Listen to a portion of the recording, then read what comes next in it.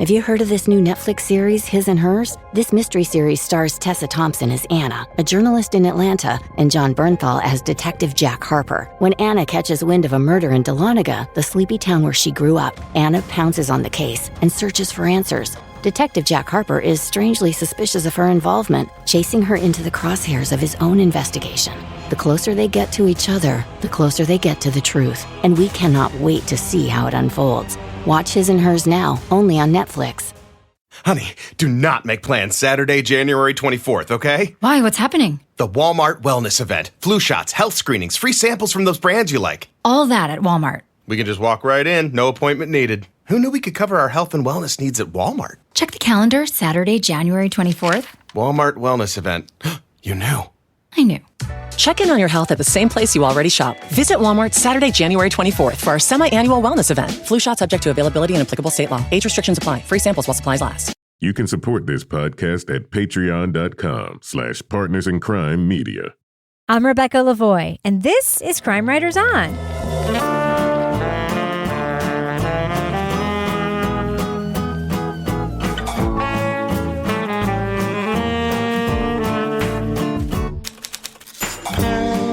Crime Writers On is the original true crime review podcast that digs into true crime, pop culture, other podcasts. And on this episode, they may have planned a $17 million robbery, but you can't call them masterminds. We'll cover the 1997 Loomis Fargo robbery in CrimeLess, Hillbilly Heist. Joining me to get that done and more is true crime author, TV journalist, and host of These Are Their Stories podcast, my husband, and the very much heralded love of my life, Kevin Flynn. Hello, Kevin. Hello, Rebecca. Also with us is private investigator, certified pet detective with an actual official certification. You can't just call yourself one of those. Resident cat lady and author of the Piper Green series of cozy mysteries, Laura Bricker. Hi, Laura. Hey, Rebecca. And finally, all the way from Valencia, Spain, author of a city trilogy, host of Rip Current, More Like Ancient Phalians, and the podcast, soon to be a major motion picture, Strange Arrivals. It's Toby Ball. ¿Qué pasa, Toby? Buenas, Rebecca. So, Kevin, this is Thursday's program. Yeah. What's coming up on Monday's show? On Monday, we're talking about the podcast Deep Cover presents Snowball. Ah, you typed there, Deep Cover Is present. that about cocaine? Oh, yeah. What I'm is it not giving it away. Oh, okay. Either about cocaine or something dirty. Snowball? Yeah. Ew. Hey, I just wanted to make a recommendation. I know I mentioned Don't Google it. I know I mentioned on the show briefly a couple weeks ago. Folks who have BritBox through Prime or whatever, you have to watch Blue Lights. It is so good. And it hits like so many interesting themes. It has 3 seasons. I just finished season 1 and I hear it just gets better and better. I like it so much. It's a little bit scary, a little bit suspenseful, but it's about 3 cops in their first year on the job in this Belfast police department. It's just good. Toby, you would fucking love it. It's so good. It's good. It's deeply good. I just wrote that down because I'm going to re-up my BritBox, which I turn on and off because a new season of Shetland is coming in January as well. Really? With the 2 new female detective leads because Jimmy Perez is gone. So Blue Lights, I will put on the list as well. Yeah, it's good. I think you'll like it. I super duper liked it. Yeah, it does a lot of good cop stuff, and that is kind of what it's about. And also gives an interesting look in policing in Belfast, which, by the way, seems super dangerous and scary. Yeah. Going by this show. It's about the active response unit or whatever they're called. I guess they're like, they go out to scary things. And so there's a lot of suspense just inherent in what they're doing. Kevin. Yeah. Should we talk about the podcast we're supposed to be talking about? Let's do that. Leading off. It's kind of like watching a movie where the volume is kind of muted. There was so much adrenaline, so much sweat, so much stress, that there are bits and pieces of it that are just fragments of memory. In 1997, armored car driver David Ghantt teamed with Kelly Campbell, a pretty former coworker, and Steve Chambers, a small-time criminal, to steal from the Loomis Fargo vault in Charlotte, North Carolina. The well-planned heist netted $17.5 million, but things started to unravel once they got away. They drove to the airport in Columbia, South Carolina, and when they got there, it was closed. They hadn't even bought a ticket. They stole $17 million and had not bought a ticket to help him escape. That absolutely blew me away. While Ghantt laid low in Mexico to avoid attention, Chambers couldn't stop making high-profile purchases in stolen $20 bills. Soon, Ghantt was dodging both the FBI and a hitman, all while his conspirators were flashing cash and making some pretty dumb moves. We also got folks gifting boob jobs to their relatives, stocking wine cellars with Pabst Blue Ribbon, and, of course, a velvet Elvis painting. This was a huge story at the time, and it's damn near turned into a legend. From SmartLess Media, Campside Media, Big Money Players, and iHeart Podcasts comes CrimeLess, Hillbilly Heist. Johnny Knoxville narrates the story of the second largest bank robbery in U.S. history, while regular show hosts Rory Scovel and Josh Dean provide commentary. Listeners hear from many of the key players in a story stranger than fiction, but just right for the big screen. Spoiler alert, we're going to be talking about plot points from CrimeLess, Hillbilly Heist. So if you want to remain spoiler-free, go to the estimated time code in our show notes for our thumbs up or thumbs down reviews. So Toby, when I was listening to this podcast, and we should talk about the structure of this, I think because this feed is going to be a weekly show with Scovel and Dean, is that they decided to wrap these episodes and two of them doing commentary before and after, I guess, so the audience can get to know them or something. I'm not 100% sure, but if so, that's probably smart. But the one thing I kept thinking, listening to this podcast, is something that you have said on this show. I kept hearing this theme of, man, women are tricky. Are they not? There's some tricky women in this for sure. To be fair, audience, Toby did say that in jest. Yeah, but I did. kind of weren't saying it in jest on this podcast. Yeah, when I heard what the title of this thing was, I was like, so they're just going to be like making fun of Southerners and talking about how stupid they are. And that's essentially what it is. You know, I don't want to get all precious about this, but in some ways it did feel a little bit like punching down. And I was trying to wrap my head around the idea that you would spend time interviewing people about this stuff and didn't just fucking make fun of them for however long. Like it didn't feel right to me listening. It's not that there wasn't stuff that they did that was ill-advised for sure. And it's not like there's like some funny things that happened that didn't necessarily have to do with them being stupid or drug-addled. But the whole time I was listening to it, I'm like, why are they doing this? Like, it seemed like weird for Campside Media, too, which I sort of think of as a little bit better or less crass or mean-spirited. But this kind of felt that way to me. I had the same note, Toby. There's something to be said for having like a light, victimless crime and sort of a light telling. But the challenge here was not making fun of the people in a way that was cruel. It's like they interviewed the people and then they have the debrief where they like really make fun of them in a way that I was like, I wonder if they knew that going in, that they were going to be the punching bags in the way, because they've already been the punching bags in the movie. Some of them didn't like how the movie came out. So I struggled with that a little bit too, Toby.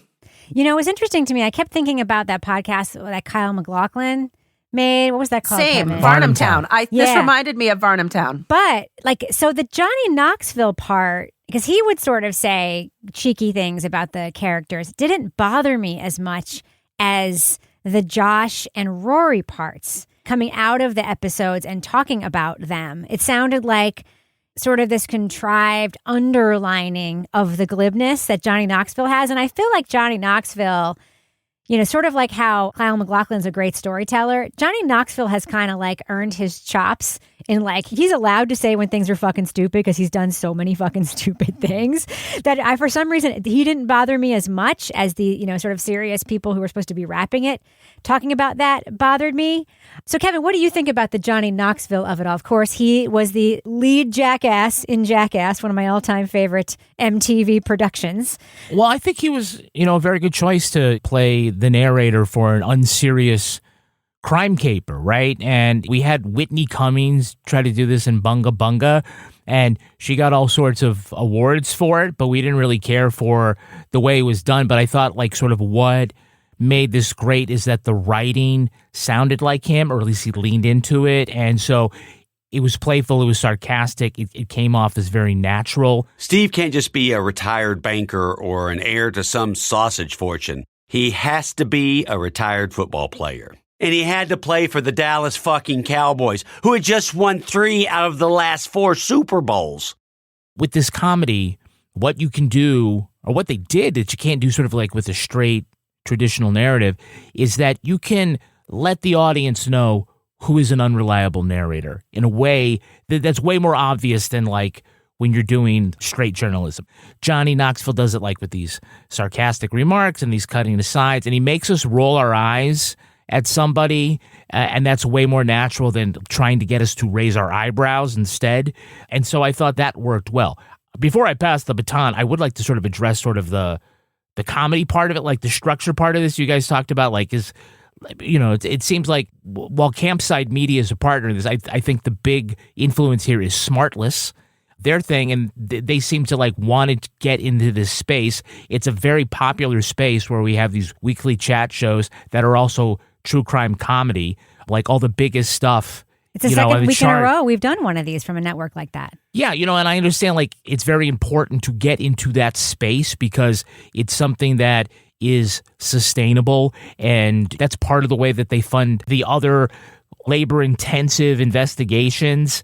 And, you know, it just sort of like, well, let's see what we can do if we combine like all those high-end comedians from SmartLess and their aesthetic with, you know, a legit podcast produced house like Campside Media and all these other partners kind of get thrown in. Yeah. Give them an editor and do something like that. Now, that's not a thing that we usually touch, and so we're not as familiar with that kind of work as we are, say, like with Campside Media's other stuff, for example, or CBC or iHeart or whomever. But they're trying to make something that's different and entertaining, but also sustainable. Yeah. And I think that's also where we get into sort of like throwing in the proof of concept with the pre-show and the post-show commentary. This ends up being something that's unlike anything else that we're hearing right now in the podcast world. Yeah, it's what's happening now. I mean, Up and Vanished has a weekly show. Campside has now turned Chameleon into a weekly show that Josh Dean hosts. I was actually on an episode of it recently. And it is the money-making stuff that if they want to do high-end stuff would help pay for that high-end stuff. It's just like reality TV being the bread and butter of networks when they also want to make high-cost prestige drama. Like the reality TV very often pays for that, right? Or used to. So the format makes sense to me, and I'm not saying it doesn't. I don't think it's not smart.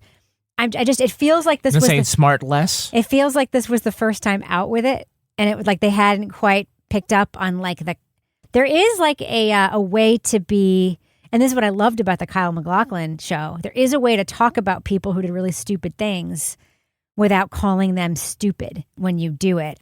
So, Laura, speaking of things that happened in the podcast that we want to talk about, one of them is David moving to Mexico. Yes. Could you go on the run like David did in Mexico? I totally could, because at the point that David went on the run, he got a fake ID to get through the airport that wasn't even his own, you know, had money stuffed in his pants, didn't get stopped. Like TSA apparently doesn't even exist at that point. And now he spends his days out there at Senior Frogs, eating lobster, judging bikini contests, getting room service.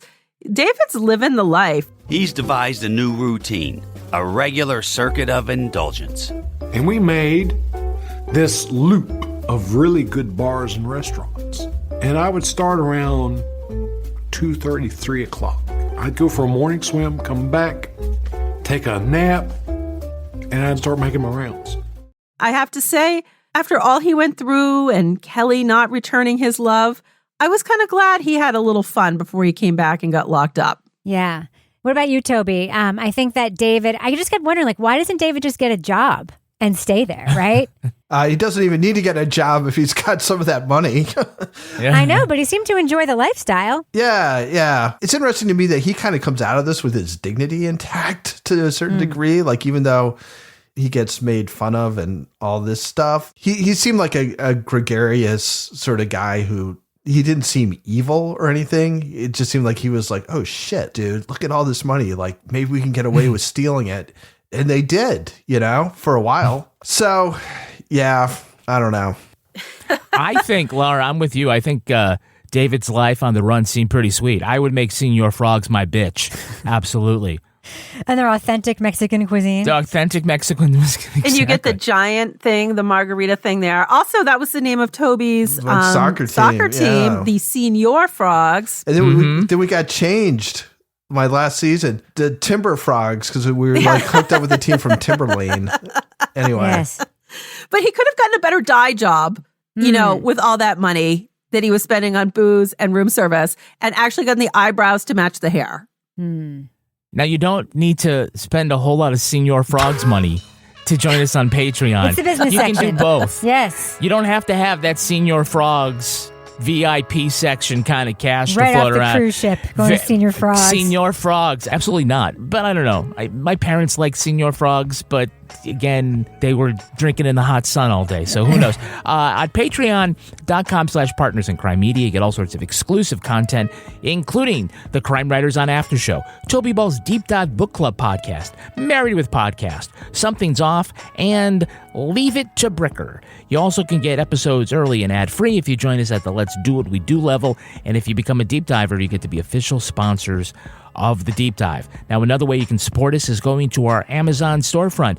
Did you do your shopping for the holidays? Are you doing the following shopping, the follow-up stuff, the stuff that you didn't get, the returns? Hey, when you're at Amazon, stop at our storefront. You get to see some of our favorite things. So, Rebecca, what are this week's Amazon recommendations? Kevin, this is going to be very controversial. All right. But if you're thinking about, as an empty nester, switching from real Christmas trees to artificial Christmas trees, Yeah. right after Christmas is the best time to buy them. Go on Wirecutter, look at their top picks. They have them on Amazon right now for like 60% off. So I don't want to be too controversial living in the woods in New Hampshire, but let's just say Kevin and I, we don't have anyone to help us cut down that tree anymore. So Yeah, and we don't get that special discount that Laura and Lance got to go to the White Mountains. we would if we went. You could. It's only $5. It's for everybody. $5? I thought it was like you had to be a veteran or No, something like that. No, anybody Oh, can that do would- it. Anybody can just $5.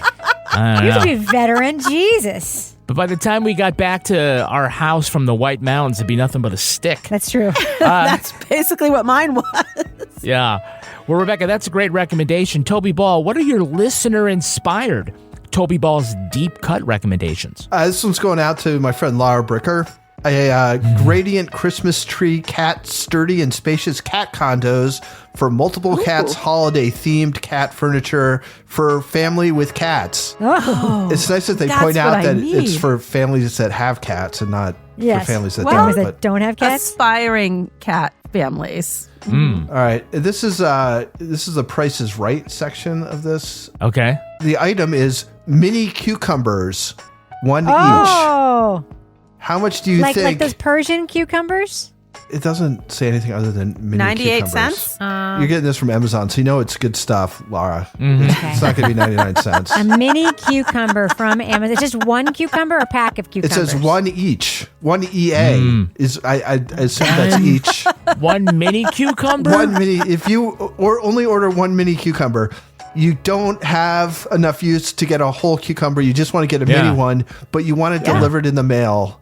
How much do you think you have to pay? 98 cents. Yeah, I'm assuming this is with your Prime membership, so like the shipping is all in. For a mini cucumber, I'm going to go 69 cents. I'm going to go $1.29. It's $2.99. What? Wow. Yeah. I got it. Nice. I got it. Was it organic? It's Amazon. It's going to be the highest quality mini cucumber you can buy. All right. You can also do cats versus cucumbers with that. That was a fun game a few years ago. I know. Sure was. I've never tried it with my cats. Oh, wow. Like all right. cats with concrete bricks. Wait, Or what? dogs with aluminum foil, yeah. Look up cats and concrete blocks. It's a thing. They don't like them? They love them. Oh, they love them. love them. They don't like They cucumbers so love much. them. Put a cucumber inside the concrete block and see what happens. You got a fucked up cat. Hey, if you can check all that out if you shop us first at amazon.com/shop/Crime Writers On. We earn commissions on qualified purchases. Kevin, do we have any Patreon patron saints of the week this week? Our Patreon patron saints are Linda Shagnowski and Jeannie Lewis. Linda and Jeannie. Bless you. Bless you. Thank you so much for supporting us on Patreon. We can't do what we do without listeners just like you who help pay for the work that we do here, just hoping that someone will support it. That's what we do. We make this show hoping that people like it and will support it, and you are among those who make that possible. So thank you so much. Kevin, does this end our business section? Thus ends the business section. Let's go ahead and fade that music out. Have you heard of this new Netflix series, His and Hers? This mystery series stars Tessa Thompson as Anna, a journalist in Atlanta, and John Bernthal as Detective Jack Harper. When Anna catches wind of a murder in Dahlonega, the sleepy town where she grew up, Anna pounces on the case and searches for answers. Detective Jack Harper is strangely suspicious of her involvement, chasing her into the crosshairs of his own investigation. The closer they get to each other, the closer they get to the truth. And we cannot wait to see how it unfolds. Watch His and Hers now, only on Netflix. Well, the holidays have come and gone once again, but if you've forgotten to get that special someone in your life a gift, well, Mint Mobile is extending their holiday offer of half off unlimited wireless. So here's the idea. You get it now, you call it an early present for next year. What do you have to lose? Give it a try at mintmobile.com/switch. Limited time 50% off regular price for new customers. Upfront payment required. $45 for 3 months, $90 for 6 months, or $180 for 12-month plan. Taxes and fees extra. Speeds may slow after 50 gigabytes per month when network is busy. See terms. Come to DSW for the shoes, stay for the fun. Because, let's be honest, if shoe shopping isn't fun, are you even doing it right? So go ahead, try something new. Try something different. Good different. Try something that feels like you. You know, the real you. And then definitely brag about it later. Because at DSW, you've got unlimited freedom to play. Find the shoes that get you at prices that get your budget at DSW stores or at DSW.com. Let us surprise you. So, Kevin, we need to talk about Kelly. Talk about Kelly. Because she's kind of painted as this temptress who or is not, or is could not. be, or yeah. What do you think is going on with this Kelly person? Yeah, she kind of remains a mystery to me, right? I mean, she agreed to talk, but she denies that she led David on, and David doesn't, I don't know, it seems to be, like you said, one kiss. I don't know. And she also uses like her pot smoking as an excuse whenever something unpleasant comes up, you know, kind of pivots away from it. So I'm not quite certain what I think about her. I mean, like, David is much more upfront, and you can love him or hate him. You can feel sorry for him, or you can think he's a champion. Steve certainly comes off, and his wife too. I mean, at least the way they're portrayed here, it's also pretty clear that they're kind of stupid douchebags, or at least stupid with the money. And it's obvious why they got caught. It's because of them. It was the type of place that you would move into if you had lived in much smaller surroundings and be like, I have made it. And everybody who knows me from where I used to live is going to think that I've made it. This is exactly what you want after a bank robbery. All your friends talking about how much money you suddenly have.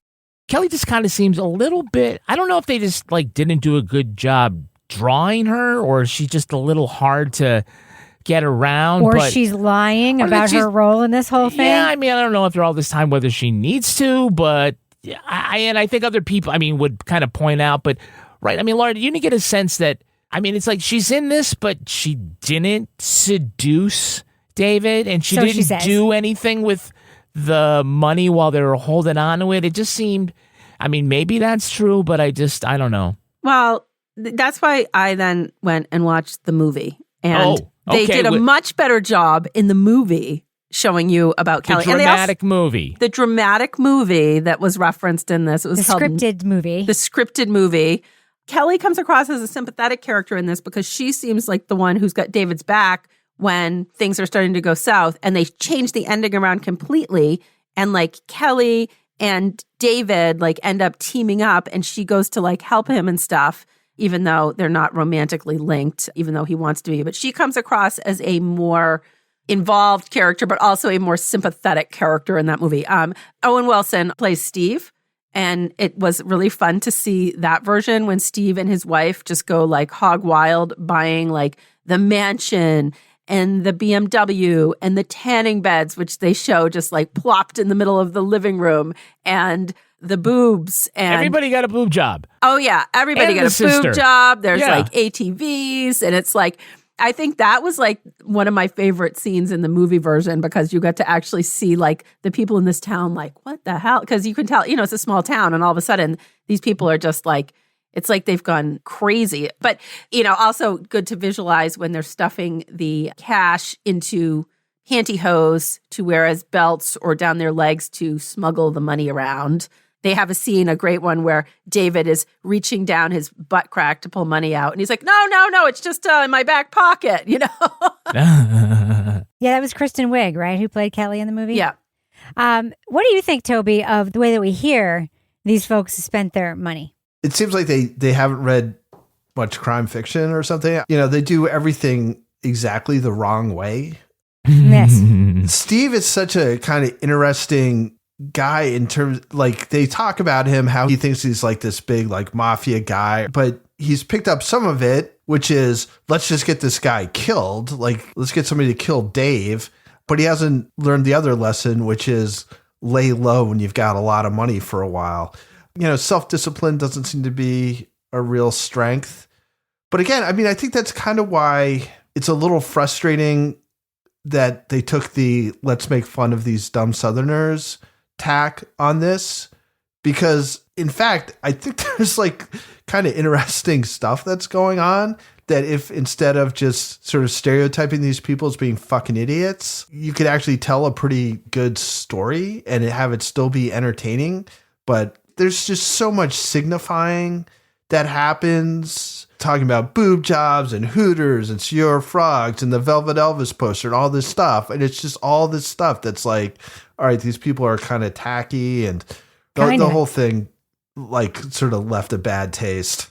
Kevin, what do you think about the Steve and Michelle of this? Oh, man, the tragedy in this is that they didn't get them because they seemed like really interesting characters. I mean, Dave and Kelly might be unsophisticated and ill-prepared for something like this. They might not have had like a great long-term criminal plan on how to get away from this, or at least short-term about where you're going immediately after, where are you flying immediately after you steal $17 million. But opening a furniture store wasn't a horrible idea. But Steve and Michelle, these two knuckleheads are the whole reason the thing fell apart. I'm going to go to the bank and ask the bank teller, how much exactly can I deposit before the FBI starts looking into me? Oh, great. Thanks for that. It's still $10,000 to this day, by the way. It's still $10,000, right? But the IRS doesn't look at it. But if you still go like $9,999, they're still going to be looking at you because it's still suspicious, right? They also look at that. Oh, right below the line? Okay, we're still going there too. But it's also like, we're going to take the money, and like yesterday, you lived in a trailer. Nothing wrong with living in a trailer. But all of a sudden, for no fucking reason, jumping to a mansion that you're paying for in cash. Hey, don't say it's not drug money. At least let people believe it was drug money. That's much more likely than them, and him playing for the Dallas Cowboys? Yeah, playing for the Dallas Cowboys. Or immediately assuming like, hey, you lived in the town where all that money disappeared. One of the things at the end of Wake Up Dead Man was, it's like somebody wound up with the fortune. I'm not going to spoil it, but it was like, hey, don't spend this because I will know. And they didn't watch Goodfellas. They didn't watch any of those things. They did watch Goodfellas. That was the point. And he didn't follow any of the advice. They just didn't advise. They were obsessed with Goodfellas. Yeah, right. And the sauce. And they should have seen that coming. So, Toby, are you going to pick up the tip to watch telenovelas to learn Spanish while you live in Spain? It's not a bad idea. I don't. Yeah. Context clues. Context clues. I've been trying to watch some soccer in Spanish, but I realize that's like gives you a fairly limited vocabulary. Yes. Goal. Yes. Right. Pass. Offsides. Offsides. Foul. That's the same in any language. You can't walk into a restaurant and talk about and ask for that and get a meal. Is that what you're saying? Yeah. Yeah. No. In one of the Incredible Hulk movies, Bruce Banner goes somewhere in Latin America, and he learns by watching Spanish Sesame Street. Oh, which movie? The was one it? Ed Norton was. Edward, because Eric Bana was a Hulk. Oh yeah. Eric Norton was. Edward Norton was a Hulk. Now it's Mark Ruffalo is the Hulk. Yeah. They've really cycled through the Hulks, just like they have with the Supermans. Yeah. Spider-Mans. Yes, the line that I will remember is that they were trying to make a great Hulk reference. And so he says in Spanish, don't make me hungry.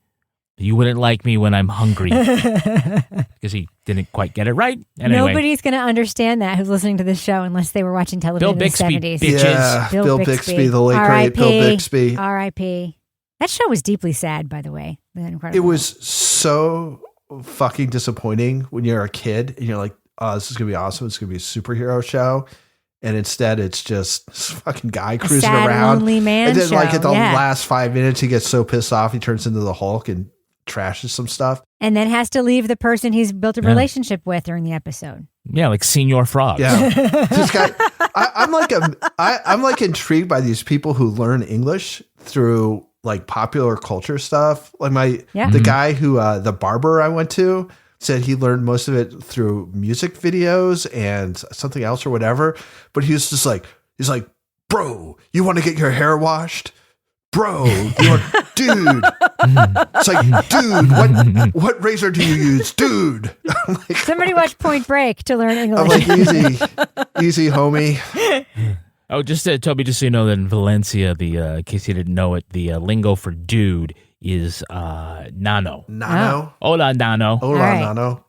Yes, when I do all my Spanish translations and stuff, I ask, what do they say in Valencia? What do they say in Valencia? Valencia's sometimes the dialogue is different. Yeah, there's a few like different, like they call streets carrer instead of calle and just different shit like that. I don't know. We'll tell you later about House Hunters International. We did see a Valencia. Oh, you did? Oh, I want to sign Toby up for that House Hunters International. Was it the one with the woman who's like a cooking influencer? So all she cares about is getting good sunlight in the kitchen, and literally the only thing her husband wants is a small like outdoor space where you can just sit outside, and she's just like, no. She's like, the wife is always a cunt on House Hunters International. In this one, the wife has to be able to see her child the entire time, the entire day while she's in the kitchen. But if I'm in the kitchen, I'm like, how much are you in the kitchen, bitch? Are you in the kitchen 24 hours? Yeah. Plus, her husband works at home managing their investments. I think he can spend 5 minutes looking at the child while you're washing a dish or whatever the fuck you're doing. Yeah. Well, we've gotten to see a few apartments. You should take video, and then we can make our own episode of House Hunters International. Oh my God! Yes. Let us know if it's the beach area, Is Deborah super Central City, bitchy or and complains the about park. the size of the refrigerators in every place? What a small refrigerator. Yeah, I think we both like the small refrigerators. Sometimes the other appliances, like the microwaves, are so fucking small that they're absurd. It's like if you put an American slice of pizza into it, it would and it's rotating, it would just get stuck on the wall, so the thing would be spinning around. Like the idea Spain, of cooking man. like a Thanksgiving dinner in one of the ovens, if you had to have getting any kind of turkey in there would be tough. But then B, well, the good news is they don't have Thanksgiving. if you also wanted to put some other stuff, they don't have Thanksgiving. They do have Black Friday. There were Black Friday posters everywhere. I was like, Jesus. They have it in Canada too. It's crazy. All right. Sorry. Anyway.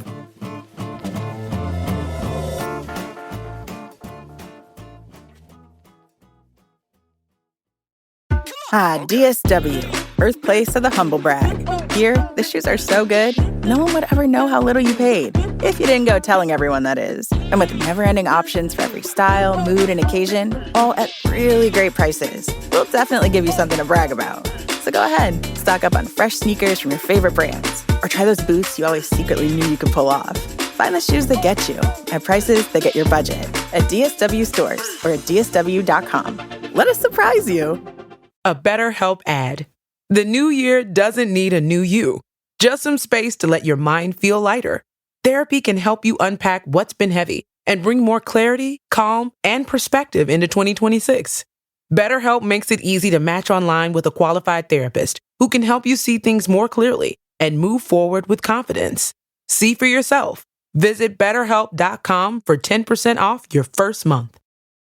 All right, let's do what we do. Let's let our listeners know, should they check out CrimeLess Hillbilly Heist? Laura Bricker, thumbs up or thumbs down for this podcast? I'm going to go mild thumbs up on this. I didn't love this, but it was kind of a nice break from some heavier crime-style podcasts that we listen to, if you take it for what it is, which is essentially kind of like Varnamtown, where you have a small town with sort of a ridiculous crime and some people recounting in a humorous way and speaking with people that were involved. So, this is a bank robbery. We're not seeing somebody get murdered or anything. When I first heard that the person involved with this was the mastermind behind Jackass on MTV, I was like, I don't think I want to listen to this. But that actually worked for me. The writing was engaging. It was funny. I think Toby and I shared some of the similar sort of reservations. I think him more than I about funny is only funny until it goes too far. and then is cruel. And there was a couple times where I felt like that might be the case here. But overall, this was an easy listen. I listened to as I was driving around Christmas week in my week of sickness, and it inspired me to go watch the movie that was inspired by this crime, which I actually enjoyed as well. So this is a mild thumbs up from me. Toby Ball, thumbs up or thumbs down for CrimeLess Hillbilly Heist? I guess I'm a mild thumbs down. It's hard for me to wrap my head around the idea that you would interview a bunch of people and then make a podcast where you basically just make fun of them. It just felt sort of mean-spirited. That being said, it is a crazy kind of story. If they had done it in like a slightly different way, I think I would have really enjoyed it. It was just kind of hard for me to get past what just seemed kind of like unnecessary meanness, but it's not the end of the world. As far as these things go, I mean, it's put together pretty well. Like the story structure is fine. Johnny Knoxville is a good narrator.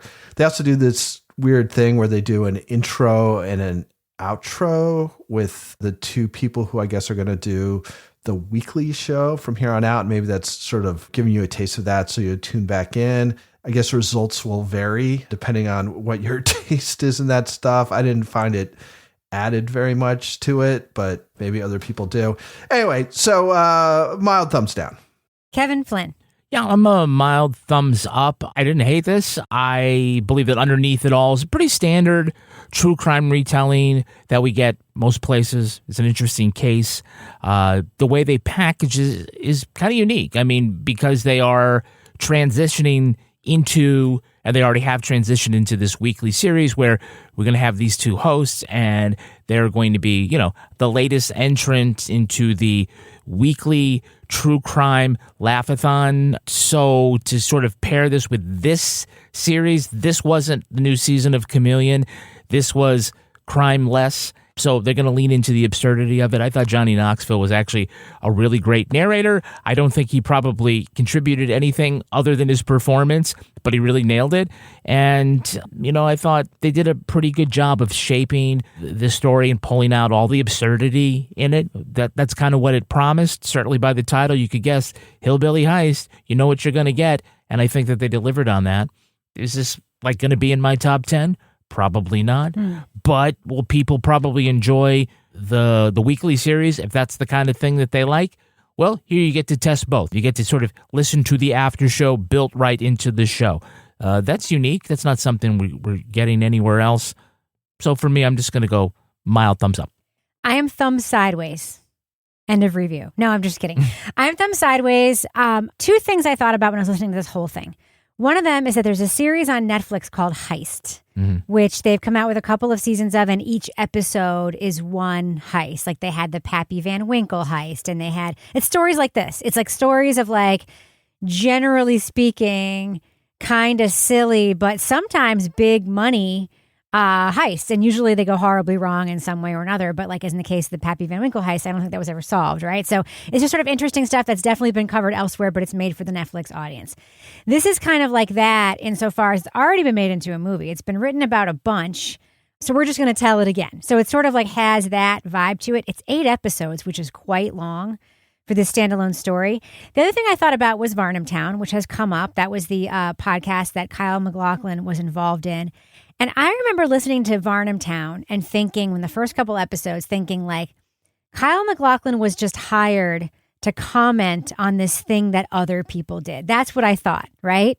And then it becomes clear that Kyle MacLachlan is deeply invested in making this podcast. At some point in the podcast, you hear him making ads. You actually hear him going to Varnamtown and going to that guy's super weird house. Remember that? Yeah. That was fun. The junkyard. Yes. And to me, that's what made that podcast, which is not dissimilar to this one in many ways. That's what made that one sing, is the connection the host had with the material.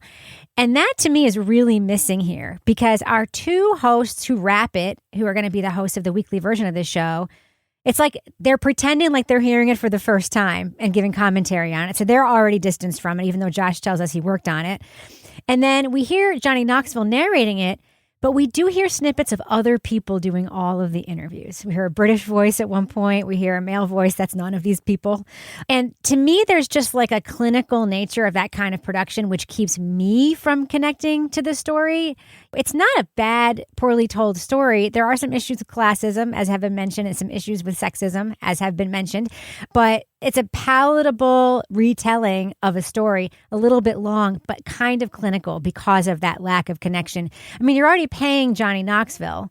So if he's into it, have him have a conversation with one of these people that we can hear some tape of at least one time and make us feel like he's invested rather than just reading some, clever narration that's been written for his voice. So it's a solid thumb sideways for me for this podcast.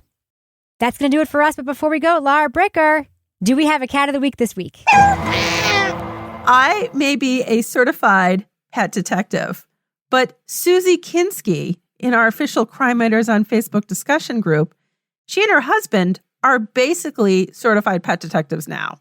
Here's what happened. A few days ago, our neighborhood was plastered with signs about a missing cat. This morning, Hubs looked out the window and saw the missing cat in a neighbor's tree.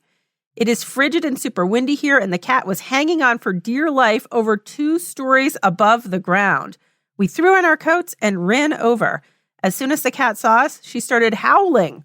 We got a hold of the owners. They managed to coax the cat down. Did you know that the fire department won't help? We called. Cat is now home, cuddled in blankets, per the owner. It's a New Year's miracle. Susie and her husband, I want to send them some certificates. They are now certified pet detectives. Are they, though? Did they take the class? I mean, as much, yeah, they didn't do the 8-week They're class. honorary. They didn't look at the crime scene photos like I did. But it's an honorary certification. It's an honorary certification. Good job, Susie and her husband, for keeping their eyes open for that cat in the tree. Tu gato es elegante. Tu gato. What's the word for tree, Toby? It is also tree in Spanish. Tu gato es tree. Your cat is a tree? The cat is in the tree, Toby. Ace is not. All right, Laura Bricker, if folks want to reach out to you and pitch any kind of animal story or any kind of animal to be cat of the week, how can they Or find to you ask what online? your Duolingo streak is. Exactly, 0. I have done no Duolingo. I really need to. You can find me at Laura Bricker on Instagram and Blue Sky. What about you, Toby? You're in Spain, but how can you be found in the virtual world? I am in Spain, but I'm still on this freaking Toby Ball NH on Blue Sky, Toby Ball 603 on Instagram.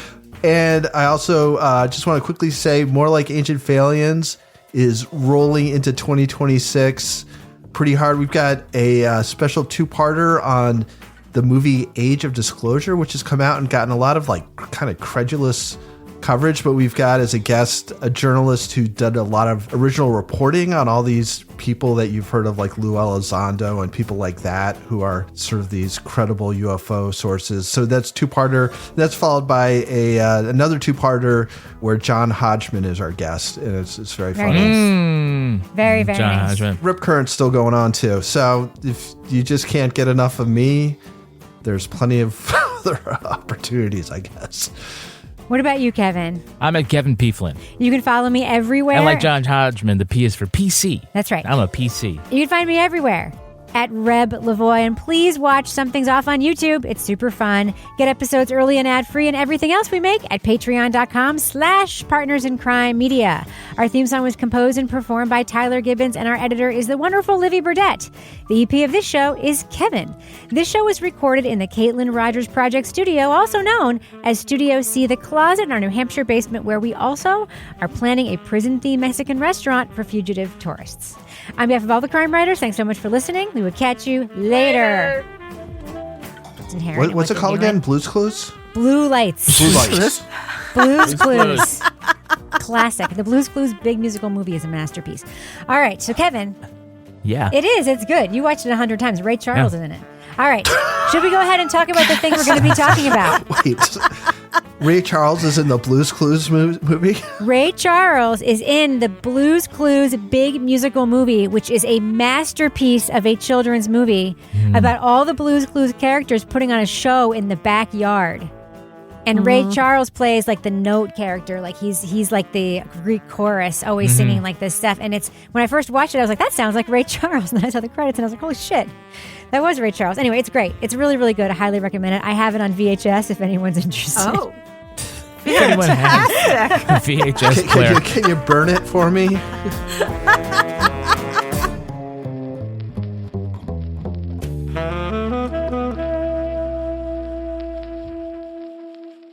Partners in Crime Media.